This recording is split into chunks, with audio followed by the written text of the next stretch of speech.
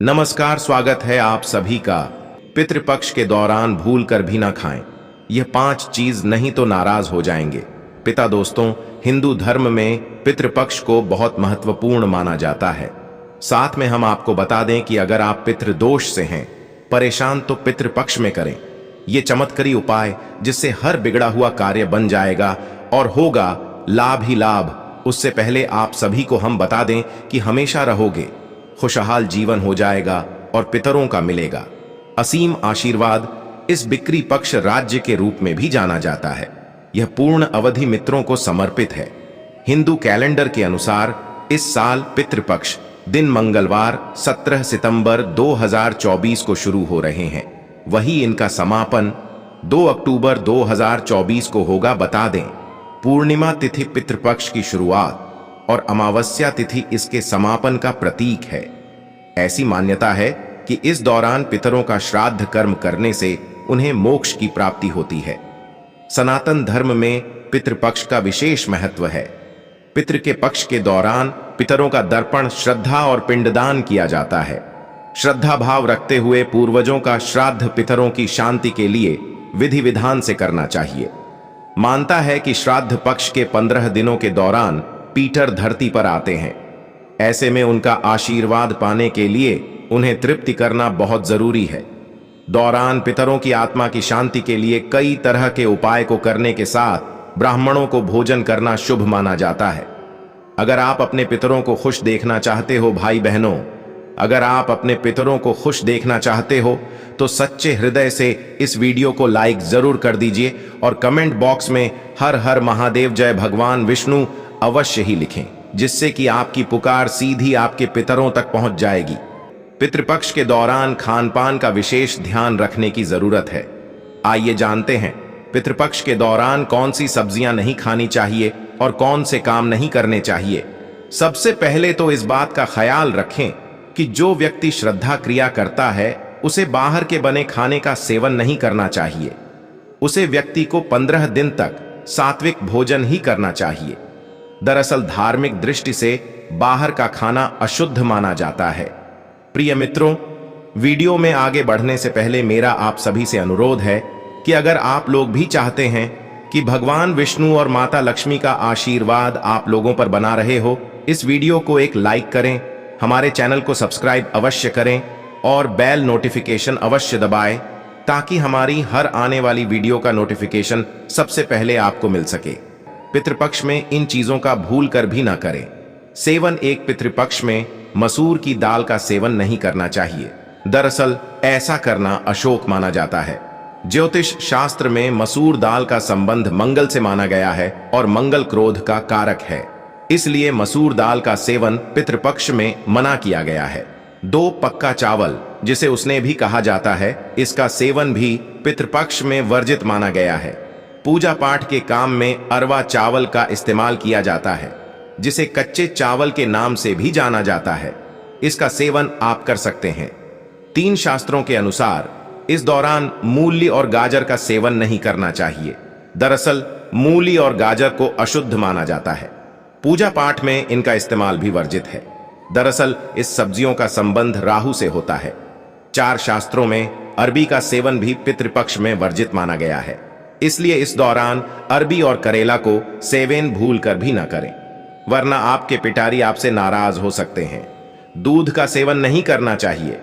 हालांकि आप जिस दिन पितरों की तिथि है उसे दिन उनके नाम का खीर बना सकते हैं।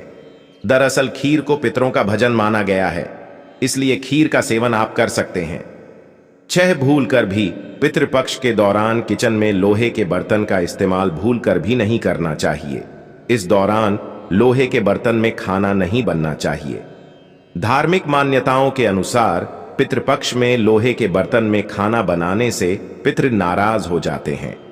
दरअसल पितृपक्ष के दौरान पितृ लोहे के बर्तन में खाना बनाने से तृप्त नहीं हो पाते हैं। यही वजह है कि इस दौरान लोहे के बर्तन का इस्तेमाल न करें। इससे उनकी आत्मा को शांति नहीं मिलती है। पितृपक्ष में भूल कर भी ना करें। यह का एक श्रद्धा के दौरान दर्पण के लिए काले तिल का प्रयोग किया जाता है। इस दौरान भूल कर भी लाल या सफेद तिल का इस्तेमाल न करें। दो पितृपक्ष के दौरान मांगलिक कार्य नहीं करनी चाहिए, जैसे विवाह, गृह प्रवेश, दुकान का मुहूर्त आदि। इस तरह के मांगलिक कार्य नहीं करनी चाहिए। साथ ही इस समय में कोई भी नया सामान भी नहीं खरीदना चाहिए। तीन पितृपक्ष में किसी से भी झूठ नहीं बोलना चाहिए। इसके अलावा किसी को अपशब्द नहीं कहना चाहिए। सट्टा खेलने, किसी के साथ छल कपट करना, इस तरह के कार्य नहीं करनी चाहिए। ऐसा करने से पिटारी नाराज हो जाते हैं। साथ ही पितृपक्ष के दिनों में ब्रह्मचर्य का पालन करना चाहिए। पर यदि कोई जानवर, साधु आता है तो उनका अपमान ना करें। इन लोगों का अपमान करने से आपके पिता आपसे नाराज हो सकते हैं। साथ ही घर की चौखट पर यदि कोई गाय, कुत्ता, भिखारी आता है तो उनका अपमान भी ना करें। 5 श्राद्ध करने वाले को बाल, नाखून और दाढ़ी नहीं खटवानी चाहिए। चलिए दोस्तों, अब जानते हैं कि पितृपक्ष में क्या करना चाहिए। एक पितृपक्ष में प्रतिदिन पितृ गायत्री मंत्र का जप अवश्य करें। पितृदोष से मुक्ति मिलेगी। 2 प्रत्येक श्रद्धा वाले दिन गाय, कुत्ते, चींटियां और कौन को भी भोजन प्रदान करना चाहिए। इन चीजों की भी है मनाही।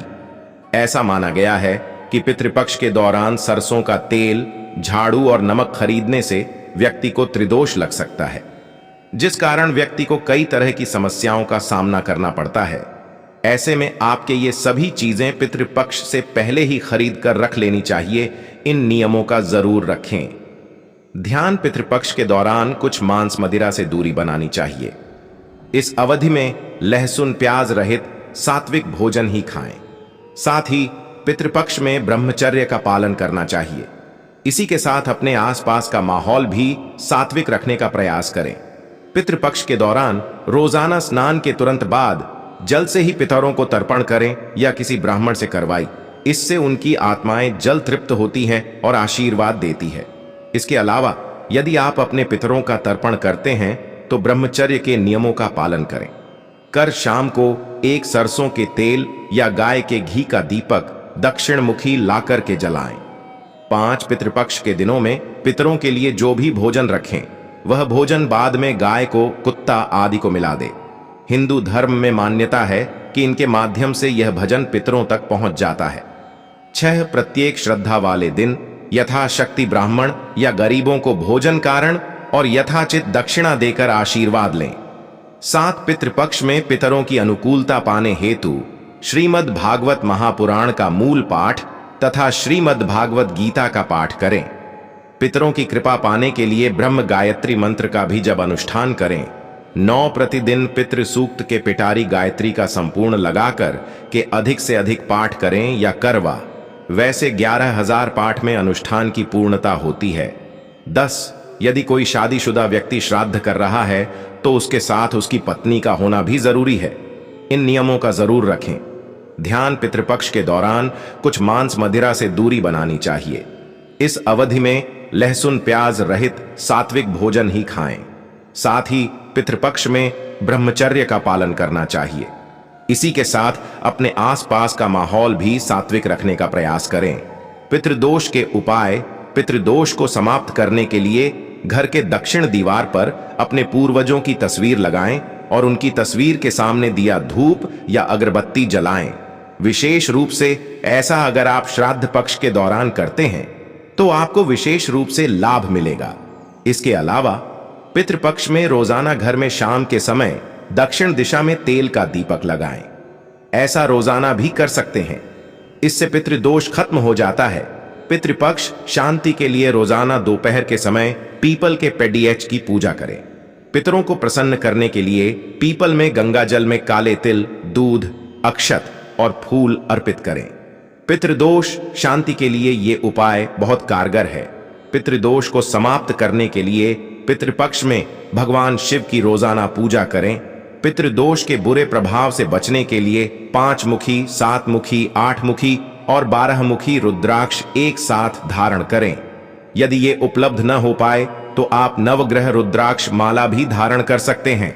वहीं पितृदोष के निवारण के लिए पितृपक्ष में और अमावस्या पर पितरों के निमित्त भोग लगाएं और पितृ स्तोत्र का पाठ करना चाहिए। अगर आप आर्थिक समस्या से परेशान हैं तो इस सर्व पितृ अमावस्या के दिन पितरों को खीर का भोग लगाएं। उन्हें दूध और चावल से बना खीर और पूरी अर्पित करें। यदि भोजन चांदी के बर्तन में परोसा जाए तो ज्यादा शुभ होगा। पितरों को खीर पूरी चढ़ाने के बाद 21 कन्याओं और 7 बालकों को खीर पूरी खिलाएं।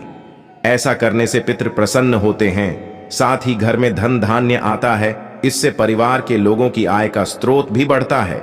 अगर किसी की शादी नहीं हो रही है, बार बार रिश्ता टूट जाता है, तो इस समस्या से छुटकारा पाने के लिए पितृपक्ष में नारियल का टोटका अपनाएं। इसके तहत चींटियों के बिल के पास 3 नारियल के गोले जमीन में दबा दें। इससे परेशानी दूर हो जाएगी। अगर आपका कोई काम नहीं बन रहा है या कोई मनोकामना अधूरी है तो आप पितृपक्ष पर इसके लिए उपाय कर सकते हैं। इसके तहत आपको 1.25 पाव कच्चा दूध लेकर नीम, पीपल और बरगद की त्रिवेणी में अर्पित करना होगा। दूध चढ़ाने के बाद वृक्ष की 7 बार परिक्रमा करनी होगी। इस दौरान आप ओम नमो भगवते वासुदेवाय मंत्र का जाप करें। अगर आपके घर में कोई काफी बीमार है तो आप पितृपक्ष की चतुर्दशी के दिन रोगी के सिरहाने एक लाल पोटली रख दें। थैले में 100 ग्राम गेहूं के दानों के साथ 1 रुपए का सिक्का और एक कील बांध कर रख दें। अब अगले दिन सुबह इस पोटली को पीपल के वृक्ष की जड़ में गाड़ आए। आते समय किसी से कुछ बोले ना। ऐसा करने से जल्द ही स्वास्थ्य लाभ होगा। मनोकामनाओं की पूर्ति के लिए पितृपक्ष में रोजाना पीपल के वृक्ष पर दोपहर में जल, पुष्प, अक्षत, दूध, गंगा जल, काले तिल चढ़ाएं और स्वर्गीय परिजनों को याद करें। ऐसा करने से पितृगढ़ प्रसन्न होते हैं। अगर किसी की कुंडली में पितृदोष है तो पितृपक्ष के सोमवार को प्रातःकाल में स्नान कर नंगे पैर शिव मंदिर में जाएं। अब शिवलिंग पर आर्क के 21 पुष्प, कच्ची लस्सी और बिल्व पत्र चढ़ाएं। इससे दोष दूर हो जाएगा। अगर आपके काम बिगड़ रहे हैं और लाख कोशिशों के बावजूद कामयाबी नहीं मिल रही है तो पीपल तथा बरगद के पेड़ लगाएं। साथ ही विष्णु भगवान के मंत्र का जाप करें। ऐसा करने से कार्यों में फंसाव दूर हो जाएंगे। पितृ अमावस्या के दिन बबूल के पेड़ के नीचे पितरों के लिए भोजन रखने से पूर्वज खुश होते हैं। इससे बुरी नजर से भी बचाव होता है। जॉब ऑफ बिजनेस में सफलता पाने के लिए पितृ अमावस्या के दिन कच्चा दूध, 2 लौंग, थोड़े बताशे और काला तिल चढ़ाएं। ऐसा करने से आपकी सारी समस्याएं दूर हो जाएंगी। पितृपक्ष की पौराणिक कथा। पितृपक्ष की पौराणिक कथा के अनुसार जोगे तथा भोगे 2 भाई थे। दोनों अलग अलग रहते थे। जोगे धनी था और भोगे निर्धन। दोनों में परस्पर बद्धा प्रेम था। जोगे की पत्नी को धन का अभिमान था, किंतु भोगे की पत्नी बड़ी सरल हृदय थी। पितृपक्ष आने पर जोगे की पत्नी ने उससे पितरों का श्राद्ध करने के लिए कहा तो जोगे इसे व्यर्थ का कार्य समझकर टालने की चेष्टा करने लगा। किंतु उसकी पत्नी समझती थी कि यदि ऐसा नहीं करेंगे तो लोग बातें बनाएंगे।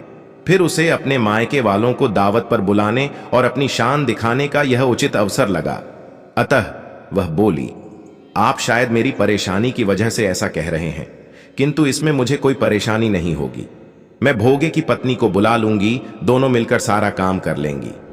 फिर उसने जोगे को अपने पीहर न्योता देने के लिए भेज दिया। दूसरे दिन उसके बुलाने पर भोगे की पत्नी सुबह सवेरे आकर काम में जुट गई। उसने रसोई तैयार की, अनेक पकवान बनाए, फिर सभी काम निपटाकर अपने घर आ गई। आखिर उसे भी तो पितरों का श्राद्ध तर्पण करना था।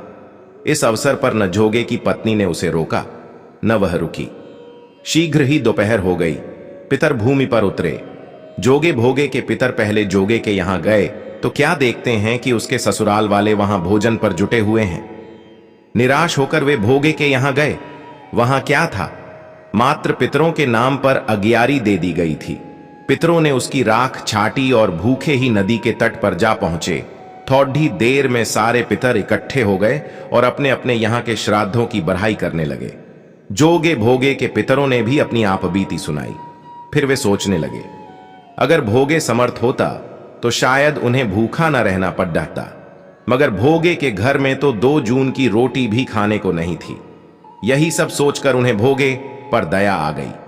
अचानक वे नाच नाच कर गाने लगे, भोगे के घर धन हो जाए, भोगे के घर धन हो जाए। सांझ होने को हुई। भोगे के बच्चों को कुछ भी खाने को नहीं मिला था।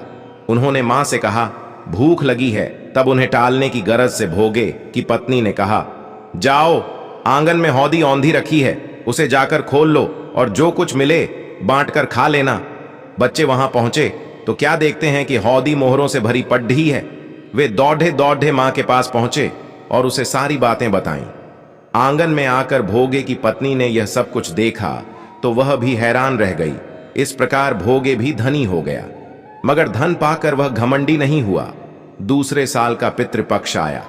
श्राद्ध के दिन भोगे की स्त्री ने 56 प्रकार के व्यंजन बनाए, ब्राह्मणों को बुलाकर श्राद्ध किया, भोजन कराया, दक्षिणा दी। जेठ जेठानी को सोने चांदी के बर्तनों में भोजन कराया। इससे पितर बड्ढे प्रसन्न तथा तृप्त हुए।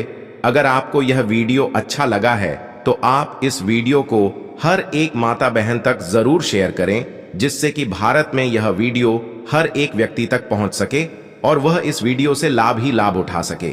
माताएं बहनों, अगर आप अपने पितरों को खुश देखना चाहते हैं तो इस वीडियो को सच्चे हृदय से लाइक अवश्य ही कर दीजिए और हर एक ग्रुप आपको भेजना है वहां भेजिए, मतलब ज्यादा से ज्यादा इस वीडियो को आप हर एक जगह फैला दीजिए।